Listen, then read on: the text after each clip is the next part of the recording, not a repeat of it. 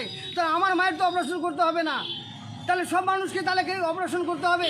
আজকে সরকার দাঁড়ে দাঁড়ে দুয়ারে দুয়ারে করে বেড়াচ্ছেন, কর্মসূচিগুলো মানুষের মধ্যে পৌঁছে দেওয়ার চেষ্টা করছেন, তাহলে আপনারা বেমানি করছেন, ভদ্রভাবে প্রতারণা করা হচ্ছে। আমি ডাইরেক্ট মমতা বন্দ্যোপাধ্যায়কে বলতে চাই, এই মামাটি মানুষ তৃণমূল কংগ্রেসের উৎস, মমতা ব্যানার্জির কাছে আমি বলতে চাই, কি আরম্ভ করেছেন আপনারা? একেবারে ডাহা মিথ্যা কথা বলেছেন যে স্বাস্থ্যসাথী কার্ড থাকলে এই কার্ডের নাম আছে আমার ছোট ভাইয়ের এবং যুক্ত আছে আমার মা।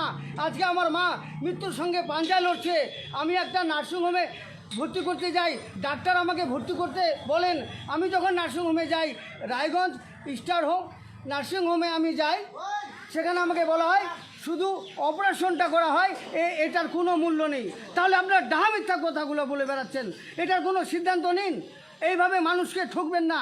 কারণ একজন আমি তৃণমূলের নেতাকে আজকে রাস্তায় দেখা, আমি বললাম যে ভাই এই কার্ডে কোনো কাজ হচ্ছে না, আমি আমার মাকে ভর্তি করতে পারছি না, তখন উনি বললেন যে গোড়া সরকারের কাছে যান। তাহলে আমি গোড়া সরকারকে যাব? আমি কি গোড়া সরকারকে চিনি? একটা ক্ষুদ্র মানুষ তাহলে গোড়া সরকারের কাছে যাবে? কি আরম্ভ করেছেন? বন্ধ করুন এসব, সঠিক সিদ্ধান্ত নিন আপনারা যে এই কার্ডের অ্যাকচুয়ালি মূল্যটা কি। যেখানে আমি আমার মাকে ভর্তি করতে পারলাম না, আজকে বিনা চিকিৎসায় আমার মা মারা যাবে, তাহলে কেন বলেছেন যে বিনা টাকায় চিকিৎসা হবে? এগুলো বন্ধ করুন, মানি না আমরা এই দুয়ারে দুয়ারে কর্মসূচিকে। ডাহা মিথ্যা।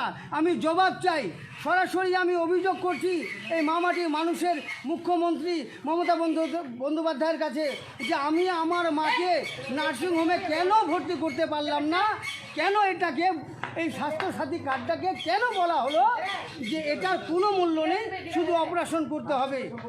আপনারা এটা ভাবুন, কেন সাধারণ মানুষগুলোর সঙ্গে এইভাবে বেইমানি করা হচ্ছে। আজকে প্রতিটা পাড়ায় দাঁড়ে দুয়ারে দুয়ারে করে বেড়াচ্ছে সরকার। যতগুলো কথা বলছেন আপনারা মিথ্যা কথা বলছেন, ডাহা মিথ্যা কথা বলছেন। আমি আজকে আমার মাকে ভর্তি করাতে পারিনি, বিনা চিকিৎসায় আমার মা মরে যাবে। আমি একটা ক্ষুদ্র মানুষ, আমার কাছে অত টাকা নেই যে আমার মায়ের আমি চিকিৎসা করাবো।